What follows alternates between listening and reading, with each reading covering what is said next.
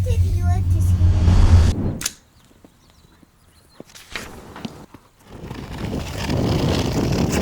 I've become obsessed with the country of Switzerland and Swiss culture and everything Swiss. And so I decided to come to Canada.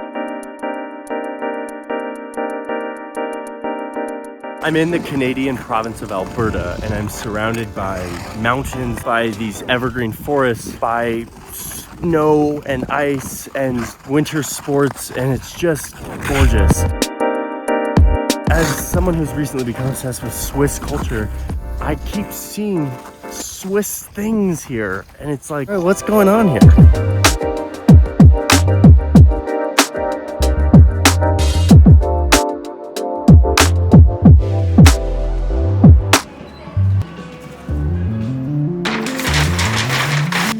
These are the Canadian Rockies. It's like this part of Canada. It's right on the continental divide, which is right where these tectonic plates are coming together, so it's this giant mountain range. If you rewind back to the 1800s, this mountain range was basically empty. People hadn't explored it. It was just here doing its thing and kind of inaccessible. But these mountains were on the cusp of a revolution. Canada wanted to start to build access into these mountains, mainly with trains. There was a huge company in particular, Canadian Pacific, that was building a giant railway across all of Canada, including this mountain range. With these railways came this dream of a future where people could actually visit the mountains. So they built hotels, really fancy hotels. But let me tell you, it's really hard to navigate through mountains like this. Building trains and getting into the mountains and exploring them is a dangerous and difficult activity. So you have these early pioneers of mountaineering in Canada who are going and charting these mountains, going up peaks for the first time, helping the railway build infrastructure, guiding the first tourists through these mountains. By the end of the 1800s, they were starting to explore these mountains, and then there was an accident.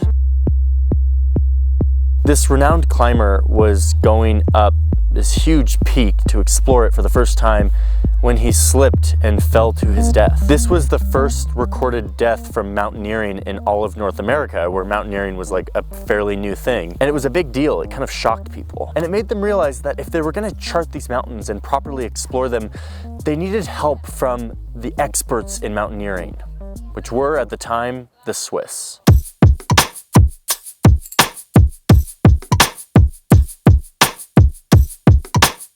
Canada had everything Switzerland had in terms of mountains. In fact, the renowned English climber who was the first person to summit the Matterhorn, yes, the Matterhorn, when he came to the Canadian Rockies, he said that this place was, quote, 50 Switzerlands in one. So they had the mountains, they just didn't have the mountain expertise, which is why they brought in the Swiss. So they started hiring Swiss mountain experts to come teach them the ways of trains and mountains and tourism. They called these Swiss guys sturdy, picturesque fellows. Man, if I could just be considered a sturdy, picturesque fellow, I'm not sure there's any higher compliment.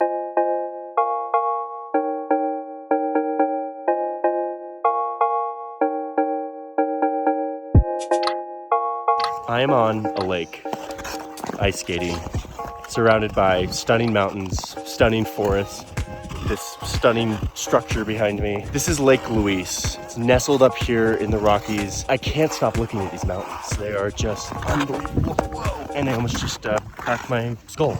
The Swiss were the experts at this. They had the knowledge and they passed it on to their Canadian brethren. This chateau became the base camp. Base for a lot of this climbing expedition education. Learning how to climb, learning how to navigate these mountains, learning how to access these mountains. And over the next 50 years, there wasn't a single fatality in all of the exploration that happened in this area to make way for tourism. And it really left a mark on the culture here.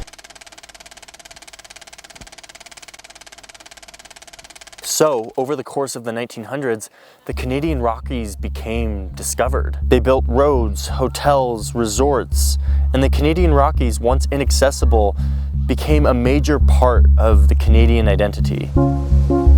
And today, this mountain culture has taken on a life of its own. It's now uniquely Canadian. It's expanded and grown in really amazing ways. But it's important to remember that the Swiss helped build it. I've been reading this book by this Canadian historian who said that, quote, "It was the Swiss guides who made manifest the meaning of having so many beautiful mountains." Eventually, a lot of these Swiss guides went home, but the Swiss influence is 100% still here. You can see the influence from those early days when those guides were here teaching the Canadians how to access their mountains. Today, there are 15 peaks in the Canadian Rockies that were given Swiss names. But it's not just the names of mountains. There is a very Swiss institution, a thing that I've wanted to try for a really long time.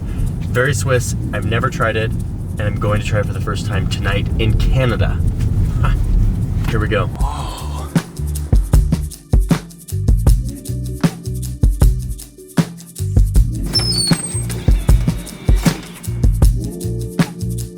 This is Fondue. Fondue, if I were speaking French, but I don't speak French very well. So fondue is basically a Swiss format where you put a communal pot in the middle of the table with a portable stove that heats it up, and you put different kinds of cheese in that pot, and it melts it down into this like creamy, liquidy, wonderful bath of goodness. And then you start dipping, and it's again this kind of communal experience. It's like hot pot, but like with cheese. Totally a Swiss thing, like 100% like originates in Switzerland. But you're doing it for the first time in Canada. Fondue gets a 10 out of 10. 10 out of 10. Must do. Yeah. Must do fondue. That's my new motto. Must do fondue. Why are you making that weird face? Must do fondue. Oh, and she's gone. Was it not cool?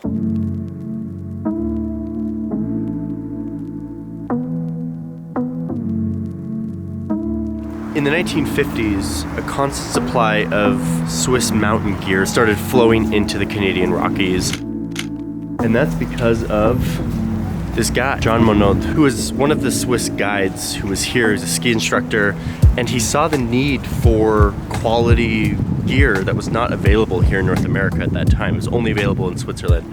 And so he started to bring stuff back from Switzerland. High quality climbing gear and apparel and clothing and boots. And it really caught on. As this mountain culture was developing, he saw a giant demand for this stuff, and he started a store. That store is right behind me, and today it's one of the major retailers of sports and outdoors equipment. Some of that Swiss legacy right here on Banff Avenue.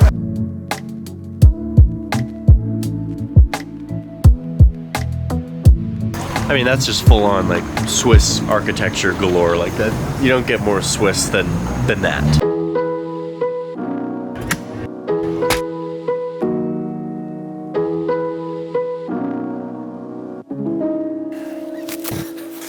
Okay, it was in the 1960s when a Swiss company brought in not only chairlifts themselves, but employees who knew how to build and operate them.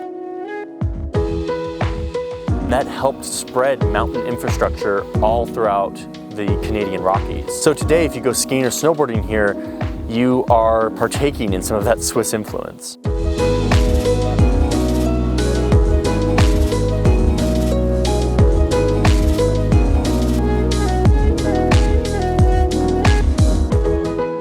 In the 1920s, there was this Swiss immigrant who came here. He was a mountaineer guy. His name was John, just like me. My name's John. He saw this mountain behind me, and he's like, I'm tired of seeing people carry up supplies to the tea house at the top of this mountain. There needs to be a cable car like we have in Switzerland, but no one wanted to pay for it, couldn't raise funds. So he went back to Switzerland, and he got a bunch of business people to fund this project. And before you know it, this gondola was built. Let's go up it and see what it looks like. You wanna go up the gondola, sweetie? You're getting heavy.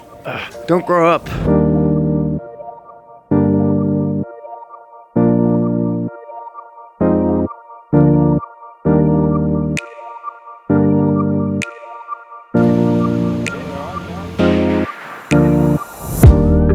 not only was this created by a Swiss person and funded by Swiss capital, but it's also run today by Swiss infrastructure. It's a Swiss company that actually designs and manufactures these cable cars and this whole system.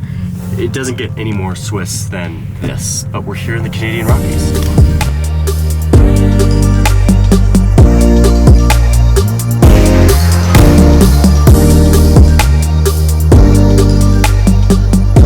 I'm super happy that we were able to take this trip to Alberta. This is my first time here, and I had no idea what I was missing out on. The tourism board, Travel Alberta, reached out to us and asked if we wanted to come explore this place, and we said yes. They had no influence over the videos we made. They just told us to make whatever video we wanted based on our trip. And as I started to poke into this kind of Swiss influence, I became insatiably fascinated and went down many rabbit holes, bought many books, bought many maps. So thank you, Travel Alberta, for sending me down this rabbit hole. Iz also made a video that's more of a travel guide of everything that we did while we were here, kind of a day by day. So you should go over and check that out. And thanks for watching Switzerland in North America. I love it.